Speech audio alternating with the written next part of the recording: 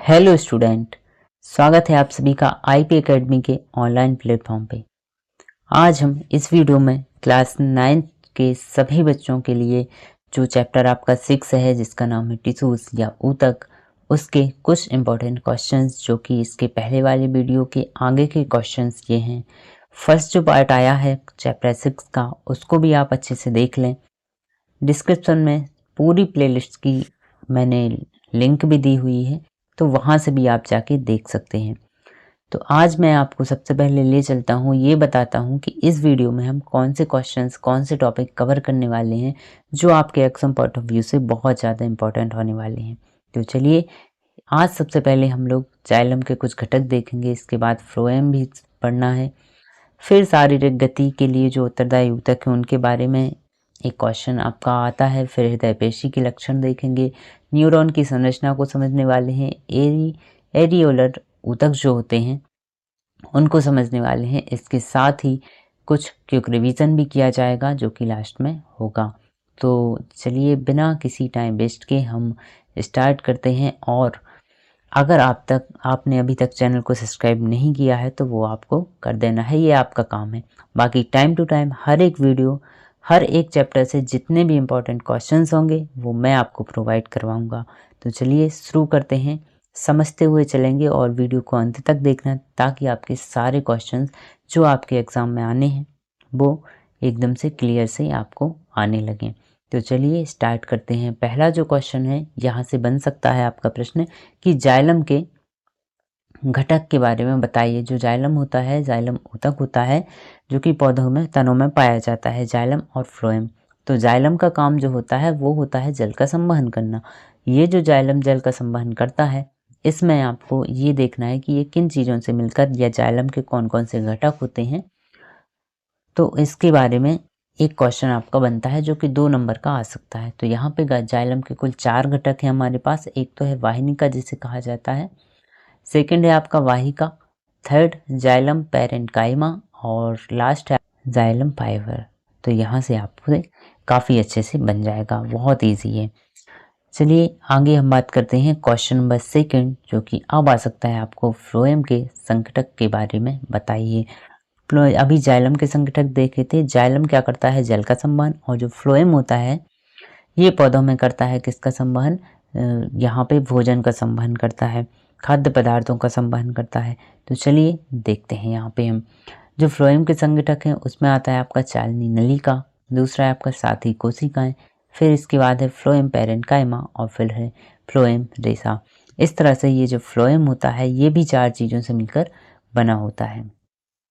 अगले क्वेश्चन को हम देखते हैं। अगला हमारा क्वेश्चन है, ये काफ़ी ज़्यादा इंपॉर्टेंट है। यहाँ पे शारीरिक गति के लिए जो उत्तरदायी ऊतक हैं वो कौन कौन से हैं। तो शरीर की गति के लिए कौन से ऐसे ऊतक होते हैं जो कैसे होते हैं, सहायक होते हैं। तो सबसे पहले तो जो शारीरिक गति होती है वो हमारे कहाँ पे पाई जाती है, जैसे कि हाथ चलाने के लिए जो गति होती है, पैरों की जो गति होती है, इन चीज़ों में पाए जाते हैं। तो यहाँ पे आप देख सकते हो कि उस ऊतक का नाम क्या है। उस ऊतक को हम लोग बोलते हैं कौन सा, पेशीय ऊतक। जो शरीर की गति करने के लिए आवश्यक होता है वो कहलाता है आपका पेशीय ऊतक। तो चलिए आगे हम बात करते हैं, जो कि ये काफ़ी छोटा सा क्वेश्चन था जो आपको बन सकता है। अब यहाँ से शुरू होते हैं बहुत ज़्यादा इंपॉर्टेंट क्वेश्चन जो है आपके लिए, हृदय पेशी के लक्षण बताइए। अब आप देखना ये जो वीडियो है केवल 5 से 10 मिनट का होने वाला है, मतलब 10 मिनट से ज़्यादा का नहीं होना। 10-11 मिनट में सारे क्वेश्चन हम कर लेंगे। अब केवल ये जो 6 चैप्टर है यहाँ से हमने जो फर्स्ट वीडियो था उसमें 5 से 6 क्वेश्चन थे और 5 से 6 यहाँ से होंगे। तो कुल 10 से 12 क्वेश्चन आपको पढ़ने हैं, वो भी 10-10 मिनट के वीडियोज़ हैं। तो अगर आप ये कवर कर लेते हैं तो आपके वार्षिक परीक्षा में बहुत ही अच्छे से आपसे पेपर बनने वाला है। हृदय पेशी के लक्षण बताइए। यह एक कैसी है, अनैच्छिक पेशी है। अनैच्छिक का मतलब होता है ये अपनी इच्छा के अनुसार नहीं चलती, उसको जैसे चलना है वो चलती है, मतलब हमारा इस पे कंट्रोल नहीं होता है। हृदय पेशी अपने आप चलती ही रहती है। फिर इसके बाद है, यह जीवन भर लयबद्ध होकर प्रसार करती है एवं संकुचन का कार्य करती है। इन पेशियों की कोशिकाएं जो होती हैं वो बेलनाकार होती हैं तथा एक केंद्रीय होती हैं। तो ये है हृदय पेशी के लक्षण। फर्स्ट क्या है आपका, यह एक अनिच्छक पेशी हो गई। सेकंड क्या है कि यह जीवन भर लयबद्ध होकर क्या करती है, प्रसार एवं संकुचन करती है। और थर्ड हमें मिलता है कि ये कैसी होती हैं, जो कोशिकाएं हैं वो बेलनाकार हैं तथा एक केंद्रीय होती हैं। इस तरह से ये इसका स्ट्रक्चर भी आपके सामने है। अगर आपको आ जाता है तो ये आपको इजीली बना लेना है, इसको भी ध्यान में रख के चलना है। अगला क्वेश्चन है हमारा, न्यूरॉन की संरचना को बताइए, या न्यूरॉन देखने में कैसा लगता है। इस तरह से क्वेश्चंस आपको दिख जाते हैं। तो ये जो डायग्राम आप देख रहे हैं ये न्यूरॉन का है, और इस डायग्राम को आपको काफ़ी अच्छे से सीख लेना है, काफ़ी बार आप बना के देखें।